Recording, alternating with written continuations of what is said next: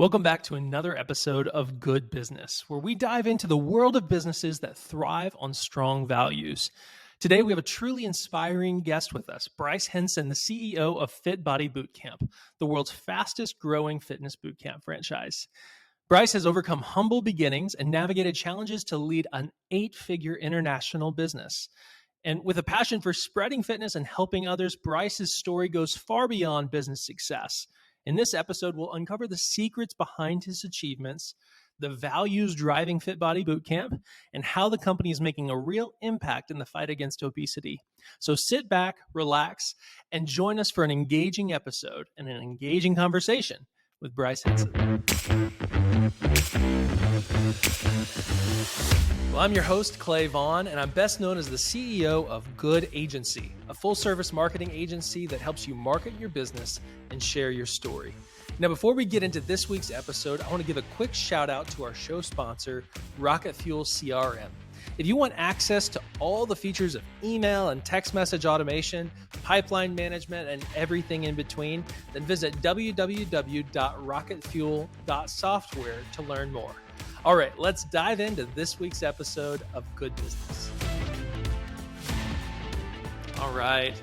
Well, welcome back to another episode of Good Business. Today, I have a very, very exciting guest here, mainly because he's done what we all aim to do. And so I've got Bryce Henson on the call today. So Bryce, thank you so much for tuning in. Clay, thanks so much for having me. Very excited to chat today. Yeah. Well, as you guys heard in the intro, Bryce is the guy you want to be talking to. He has truly embodied this concept of bootstrapping, and so we're going to talk about that today. So, Bryce, I'd love it if you just could kind of dive in. What's been your journey to where you are today? Who are you? Tell the audience a little bit more about yourself. Sure. Well, I'll give you an overview to start, and then I'll kind of start with the backstory, and then you can kind of guide me along through the process. But I oversee the CEO of FitBody Bootcamp, which, as you mentioned, the intro is an international fitness brand. We're based here in Los Angeles, California, our franchise headquarters, but have hundreds of locations throughout North America. And our mission is to inspire fitness and change lives every day. And, way more than a tagline. This is our life's work. This is my life's work. What we've hopefully learned over the last few years of the pandemic and COVID is people really need to take a deeper look at their health and wellness and take care of themselves, much better. I know that's very speaking candidly, but, the obesity epidemic that we're up against, which really impacted over 80% of the most, severely impacted people through COVID, whether it be hospitalization or tragically death, were statistically obese. And when you're obese, ultimately your body has to work so much harder to keep you at equilibrium. Your organs have to work so much harder. And if you have COVID or any other disease that crosses in your path, you're basically a sitting duck. So, from my lens, very, very passionate about, our mission, really getting people into great shape and overcoming the obesity epidemic. So I guess that's the overview, Clay. I'm happy to, give you a little backstory, but why don't you guide me along? Yeah, tell me about what motivated you to actually get this going. Were you always planning on being an entrepreneur, specifically in the fitness space? Well, I think from a young age, I read the book actually by Donald Trump, The Art of the Deal, and then the second book, Rich Dad, Poor Dad by Robert Kiyosaki, and early in my youth. And I just, really something clicked there because I always thought I was meant for something more. I wanted to give back. I wanted to serve at a high level. And very candidly, I also wanted to be a very, successful man financially, a man of means. So I think that was really factory installed at me at a young age. But no, I was definitely not, setting my marks to be a fitness CEO, if you will, although it just worked out that way. And I guess my backstory is, I've lived in Los Angeles, California for about 20 years now, originally from the Midwest. And the Midwest is a great place, amazing salt of the earth people. But I think one thing that we can all agree, not the fitness capital of the world. So for me, growing up, in that lifestyle with the environment, also too, my family comes from humble beginnings for first world standards. We used to run out of money before we used to run out of month. And let's face it, fast food and Taco Bell is a cheaper option. At least initially, long term, it's actually much more expensive. But ultimately, I lived that way, very, lethargic, sedentary lifestyle. And then in 2004, after I graduated from Michigan State, I ended up getting an internship, which turned into a full-time sales job in Los Angeles. And I was excited to come to LA, the palm trees, the beaches, the blue skies, all that California and specifically Los Angeles has to offer. But also when you're 21 years young, 3,000 miles from home, very little professional skills to offer the world, homesick, not a lot of friend network. And then you're not fit. I wasn't active. I didn't have the energy, enthusiasm. Clay, I would be lying to you if I didn't admit the fact that my first couple years in California, I had more dark days than good. But ultimately, a fortuitous situation happened. One of my good friends from college moved out west. We ended up living together, and he was my first fitness mentor. And really, to kind of put a bow on this part of my story, if you will, he introduced me to a few things. Number one, circuit training, lifting weights, clean nutrition, but most important, he introduced me to coaching and accountability. And going through training with him really for 2 years, but hyper focused for 6 months, I completely changed my physique. I dropped 20 pounds of body fat, put on 20 pounds of lean muscle. And then really more than that, if you're listening to this, fitness does way more than just the aesthetics. It really changed my life. In fact, from a business perspective, I went from the least performing sales rep in my company all the way to the highest performing sales rep in my company because of this gift of fitness. So really, Clay, to answer your initial question, that's the backstory how I got involved in fitness, which really, to me, laid the foundation for future business growth. And really, in the following years, I ended up founding FitBody Bootcamp. I'm not the founder, but I am the CEO, and I can certainly storytell there. But really, that's kind of how I got my start in the fitness industry. I love it. I love it. So that honestly, I think resonates. Well, first off with me, but definitely with everyone listening in, because entrepreneurs out there, it is a grind, and the amount of stress and just tough stuff you put your body through, late nights, early mornings, all of that. If you're not in shape, then you're going to burn out so much faster. So, Bryce, I'd love it if you could kind of lean into that a little bit more. When it comes to getting healthy physically, why do you think that impacted your ability to improve sales and just to be better on that sales front? Oh, incredible question, Clay. I mean, fitness for me is the foundation. Yes, it gets you a better body. Yes, it gets you a better physique, but studies show the mental game, is even more advantageous long term. So when you get up and you get a workout in, your body moving, your blood flowing, something physiologically happens, and you become more positive and you have a clear mind.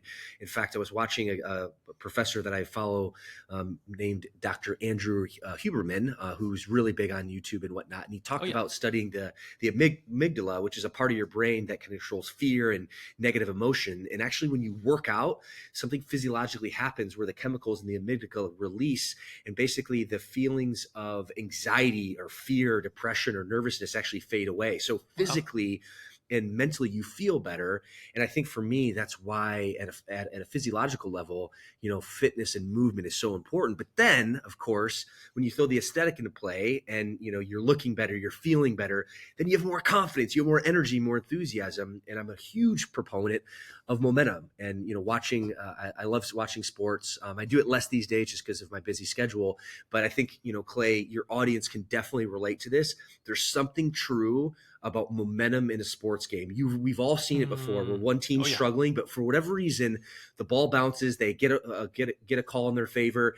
Then all of a sudden, the crowd starts to cheering, and before you know it, there's this momentum on that team's side, and then typically good things happen with that momentum. And it's the same with fitness and for me. So, going through my fitness transformation, I didn't have momentum. I was lethargic. I didn't have the confidence, the energy, enthusiasm. But then once I stepped up my fitness game, once I stepped up my mindset game, I started feeling better and thinking better. I started actually gaining momentum. And really, I think that was the big catalyst to become very successful in the sales industry.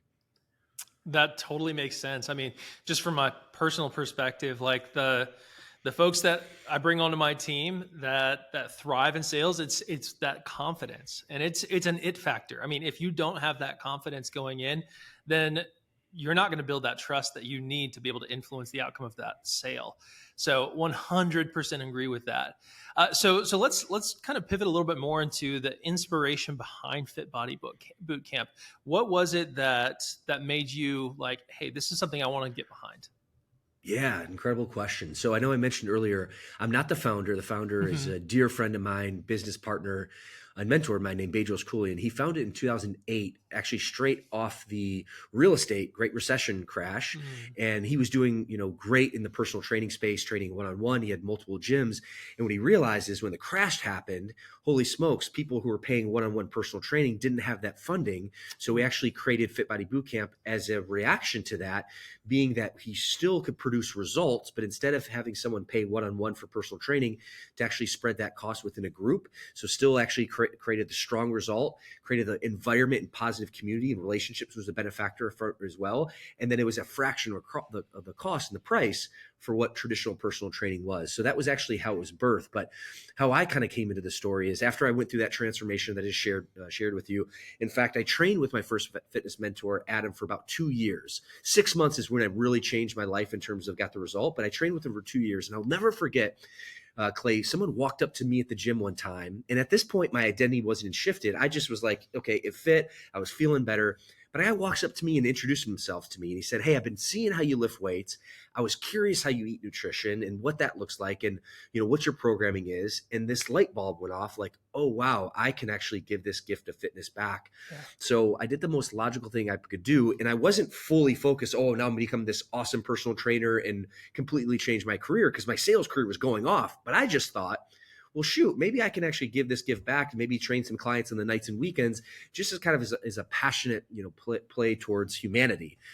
So I took the next logical step. I assigned myself or enrolled in the National Academy of Sports Medicine, which is the gold standard of certified personal training.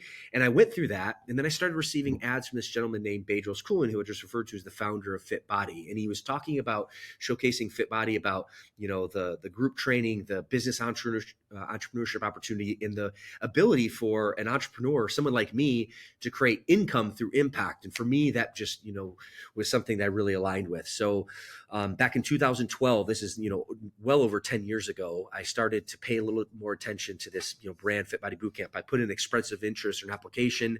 I went through the vetting process. And then in the summer of 2012, me living in Southern California, ended up making the trip to Chino Hills, which is a little suburb near Los Angeles, and met our founder. And within 5 minutes, I knew this is exactly what I want to do. And the reason that is kind of, as we talked about, I had this mindset of like business entrepreneurship and growth and, kind of having that foundation at a young age. I was also very successful. I became successful at sales for the first few years prior. So I was confident in my ability to actually convert a sale, but I wasn't confident in my ability to market that sale, because when you're a business owner, okay, you have to do way more things than just convert a sale. You have to get that phone to ring, lead generation. Then you got to convert the sale. Then you got to fulfill the sale. Then you got to run payroll and operations and manage a team and lead a team. So there's a lot more things involved. So really, for me, the business ownership opportunity of FitBody Bootcamp back in 2012, when I started as a franchise partner, it gave me that support on my areas of, I guess, incompetence to really level up my game so I could launch a really successful business, which has worked out really, really well for the last 10 years. That's amazing. That's amazing. So tell me a little bit more about what your role is now, just in the day-to-day at FitBody. Well, I kind of climbing up the ladder, if you will, becoming initially the vice president in 2018, and then the CEO in the summer of 2021. So I guess that's my official title. Okay. But we actually operate a system called Entrepreneur Operating System, or EOS for short. I love EOS. Game changing. Do you use it in your business, Clay? Absolutely. Absolutely. Recommend it to everybody. It's been great for us as well. And so I guess from an accountability chart perspective, since you asked really what my day-to-day looks like, I'm the visionary of the business. I was the integrator for quite some time when I was the vice president, which means all the departments kind of leaned up to me. But right now, I'm the visionary. And really what that means is I focus on three things in the business. I focus on the marketing of the business, I focus on the sales of the business, and I focus on the product development of the business. And really from my lens, those are my three kind of areas of competence and zones of focus. And then of course, just leading the team, which is really like the biggest, probably day-to-day, feat. I love that. I love that. So did you bring in EOS in 2021, or is that something that's been integrated for some time? I did. I mean, I had I still have an awesome teammate who's my director of finance, and this is in 2018 is when I became the vice president. In Hmm. 2000, and I had read the book Traction by EOS, which is actually the author is Gino Wickman, who founded EOS. So I Hmm. read that book. I want to say in 2016, 17. So the Yep. foundation was there. It made a ton of sense to me. I actually just didn't know how to implement my own business at the time. Hmm. So I think in 2019, about a year after I got the VP role, there was an opportunity actually to bring in an EOS consultant, an integrator, if you will, or implementer, I should say, to help us implement the process. So my director of finance brought that person in. So him and I had a meeting, and it was just, the stars aligned. So we decided not only to implement EOS, but we wanted to help. We wanted help because we're in the coaching space here at FitBody Bootcamp. We Yeah. coach nutrition and mindset and human movement. So it only made sense for us to get coaching on this awesome system called EOS. So we ended up hiring an implementer who's actually been with us. His name's Brian Underhill, great salt of the earth dude. I literally Love was it. on a call with him yesterday, been an absolute game changer. And this framework has been so critical to our success. I love that. So, obviously, a big part of EOS is making sure that your VTO, your Vision Traction Organizer, is fully fleshed out. I'd love to know. You alluded to your mission earlier. Love that mission. What are your values, and why are those your values? Oh man, I love it. And the fact that you just called out the VTO is just music to my ears, Clay. Oh yeah. So we actually just redefined our core values, and what we learned through the EOS process and what we learned through our implementer is that the mission of any company is tied to the organization. So our Mhm. global mission is to inspire fitness to change lives every day. Globally, that's what FitBody Bootcamp is. We also in a secondary business model at our headquarters. We're actually in the franchising space, just like any major franchise, and Yeah. our mission for our franchise headquarters is to grow our franchise partners' income through impact. So we have a couple of dual layer there just because we are in the franchising model. So that's a mission, but that's tied to the organization. But to your point, the values of the organization are actually tied to the leadership team. So we actually had a shift in leadership team, and we Mhm. had to challenge our core values. Not only do that every 90 days when we meet for our quarterly rock settings, but because we had a change in leadership, we really had to, officially challenge them. So we just came out with actually two rock solid core values, and we're in the process of wordsmithing a third. The first core value is take extreme ownership. And at the end of Mm. the day, we're in the leadership space here at FitBody Bootcamp, and leadership starts with taking ownership, taking responsibility. So for us, that's foundational to our leadership team and really the values of our organization. The second value that we came is it's a mindset, and it's the whatever you take mindset. So whatever it takes is really that secondary core value. And it really is the mindset around doing whatever it takes to serve our franchise partners, to serve our clients. If that means my brother and I, who's our executive director of coaching and profitability, have to hop on a flight to Manila, Philippines to work with our remote workers there, guess what? We're going to do that. If we just need to fly out to Providence, Rhode Island to conduct a regional training for all of our East Coast owners, guess what? We're going to do that. If we need to launch a major world conference in your backyard in Dallas, Texas, which is, I guess, a few hours from Austin, this coming year in August to serve our entire brand, guess what, Clay? We are going to do that. So having that whatever it takes mentality is really what we've redefined with our new leadership team as a part of our VTO. I love that. I love that. So, um, you guys have an 8-figure franchise that you've established here that's international. Y'all have gone international now. That's correct. Yeah, we're Okay. in North America. Canada is our secondary, I guess, country that we Okay. operate in. All right. Wonderful. So with that, I mean, y'all are scaling, you're growing. There's got to be growing pains in there. What has been kind of the biggest growing pain that you've faced and have been able to overcome that? And what do you think the catalyst was? No, that's a Ooh, big question. So, yeah.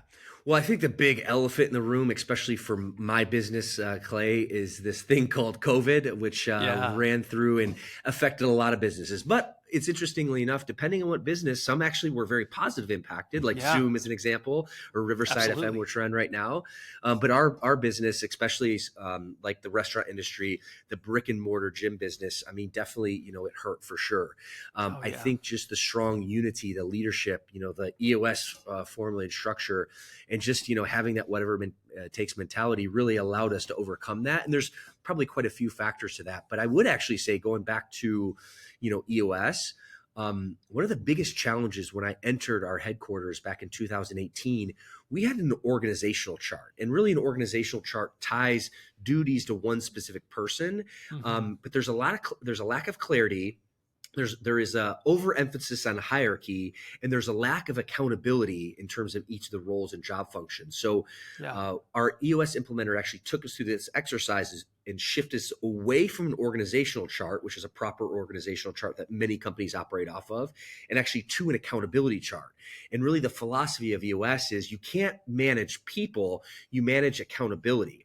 And ultimately, you have to have one person accountable for every single department, because if there's more than one person accountable, well, then guess what? There's no one accountable. So that shift alone provided so much clarity, so much accountability, and so much execution that I want to oversimplify and say that was the magic trick that solved everything. But that was a major organizational challenge, that things were slipping through the cracks. Confusion was there. There wasn't really strong vision of who's going to do what. And by changing to an accountability chart, it literally has been a giant game changer in our business.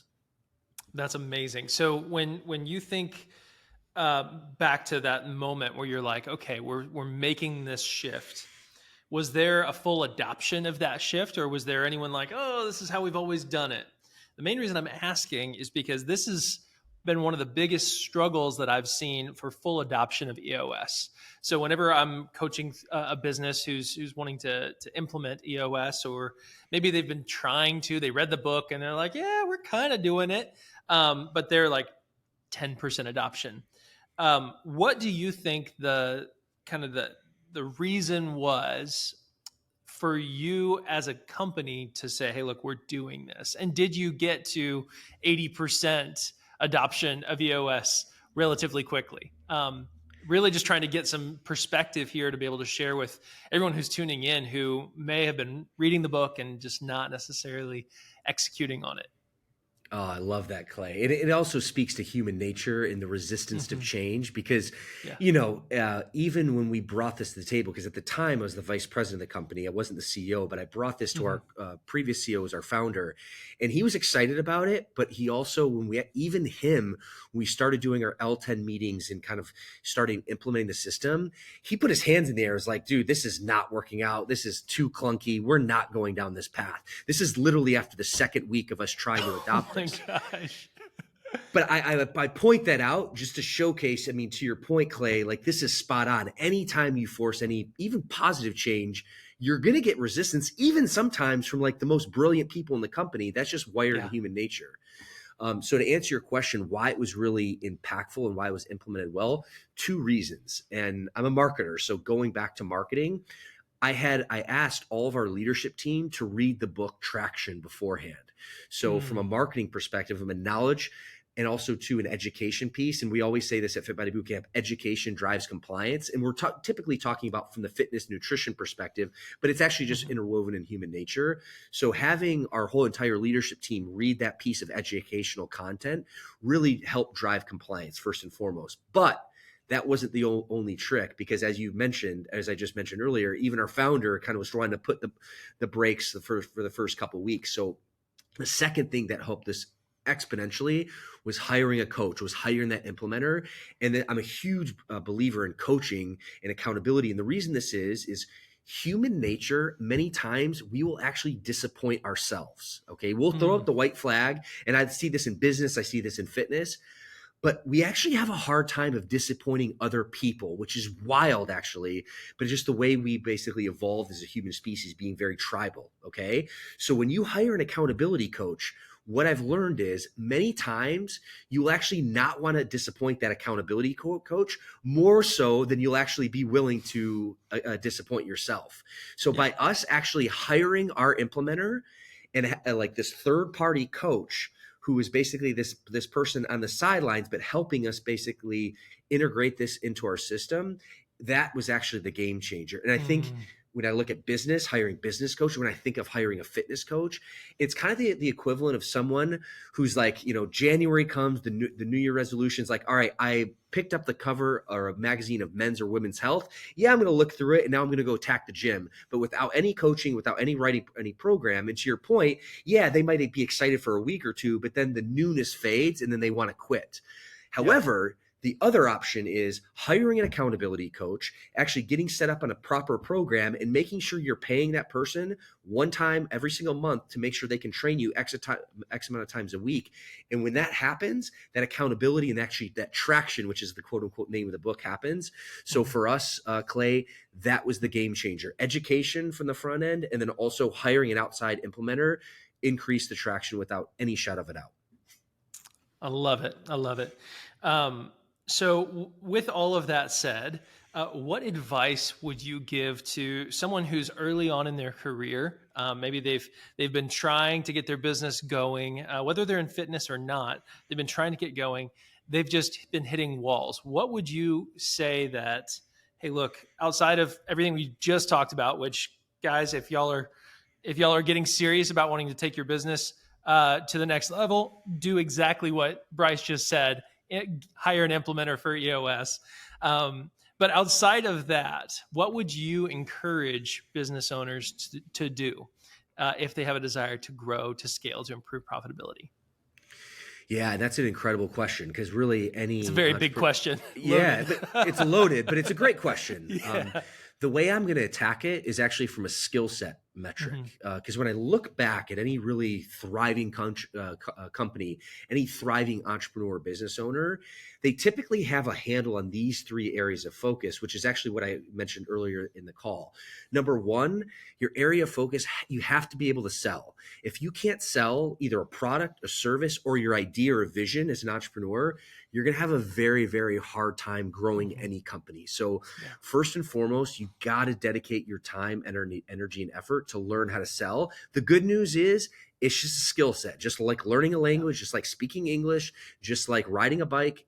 Salesmanship is just a learnable skill.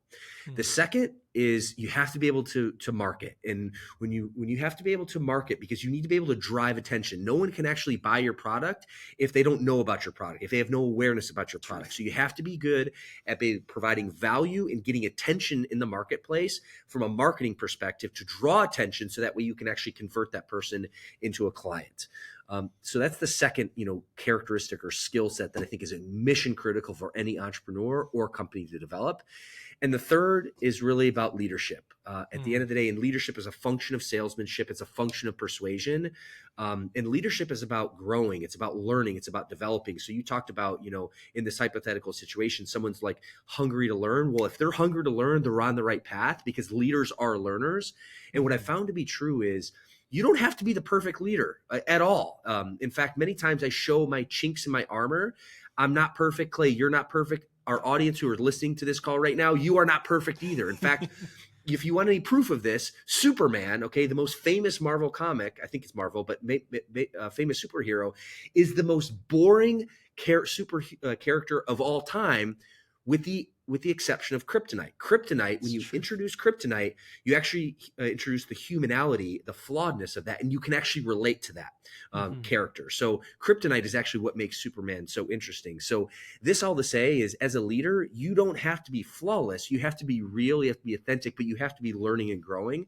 So for me, it's about the study of people. It's about the study of human nature. It's about the study of leadership. That third skill set. So from a salesmanship perspective, a marketing perspective, and a leadership perspective, those are the three most important and also high income and high impact skill set you need to grow your company. I love it. I absolutely love it. And Bryce, I think that if they just listen to that little excerpt, guys, y'all are going to be able to do really well in business. And Bryce is an example of that. I mean, he is quite obviously a mover and a shaker and inspirer, is, if that's a word. I don't know if I'm allowed to say that word. I'll take it. Yeah. So with that said, being a forever learner is a absolute necessary component to a good leader. Who are you learning from right now? You've mentioned Gino Wickman. You've mentioned that you read Art of the Deal, and you mentioned a few others as well. So who are you learning from right now, and what are you learning from them?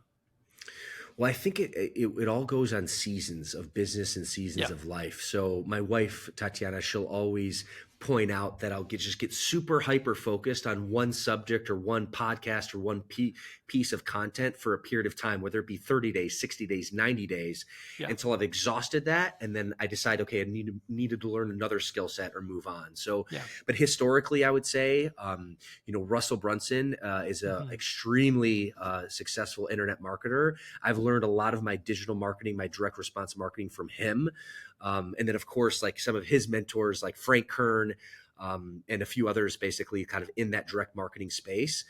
So those have been really, really, strong influences of me from a marketing perspective. From a leadership perspective, my go-to is a gentleman named John Maxwell, who's written many New York Times bestselling books. So anytime I'm trying to figure out a leadership component, maybe I'm not connecting my team really well, or I set the vision, I set the direction, and it's just not basically catching fire, I usually, go back to some of John Maxwell's books. I'm actually rereading the 5 Levels of Leadership. There's another, staple, 21 Irrefutable Laws of Leadership that I really kind of dive into. And then, I'm a huge fan of big visionaries like Elon Musk. So I'm always studying him from a business perspective, his, acquisition of Twitter, his incredible success with Tesla, like trying to reverse engineer, like, how does this guy think and work? And then lastly, I was just talking with my videographer off stage right before the show, and we are talking about Patrick Bet-David, who's another mentor from afar.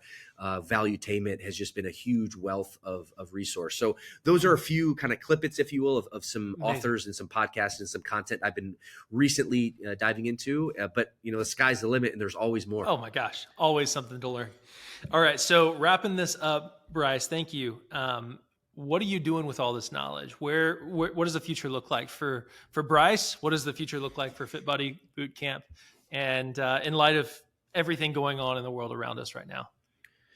Yeah, well, it's been an interesting last few years for humanity, and I think it's very easy to get negative and down and frustrated with a lot of things. But I'm actually going to bring it back to fitness. And I mentioned at the very beginning of the conversation, our global mission is to inspire fitness, is to change lives every day. From a global perspective, from an HQ perspective, is to really enable our franchise partners to drive more impact or income through impact.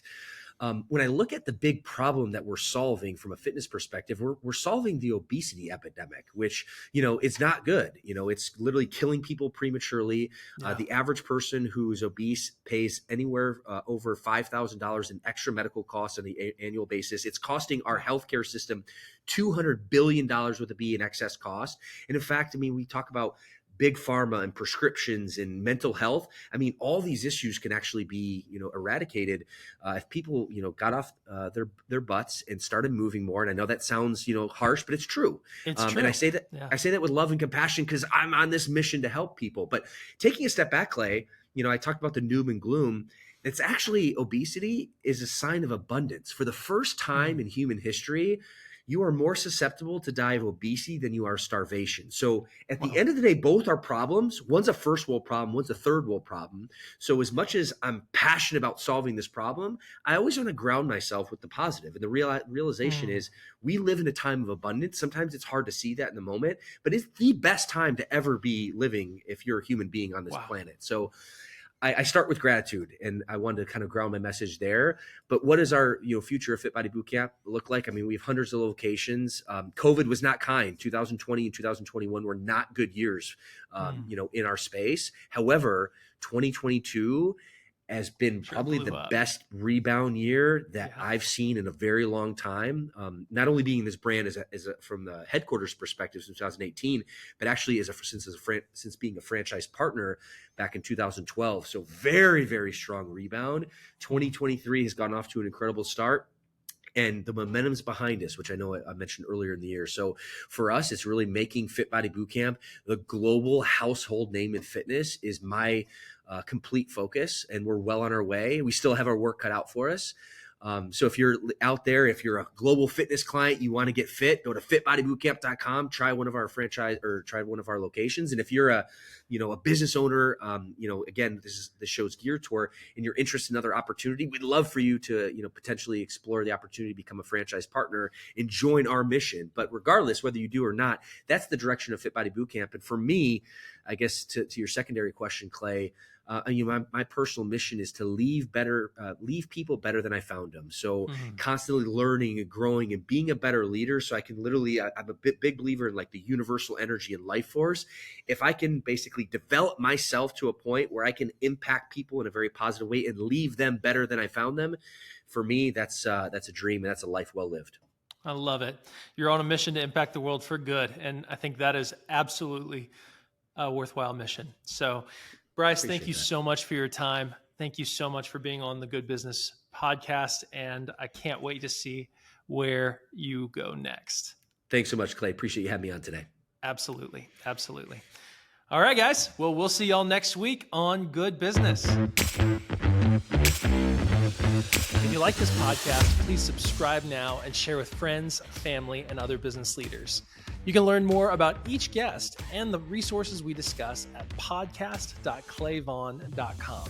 And if you're a business leader looking to market your business and share your story, check out Good Agency at www.goodagency.com.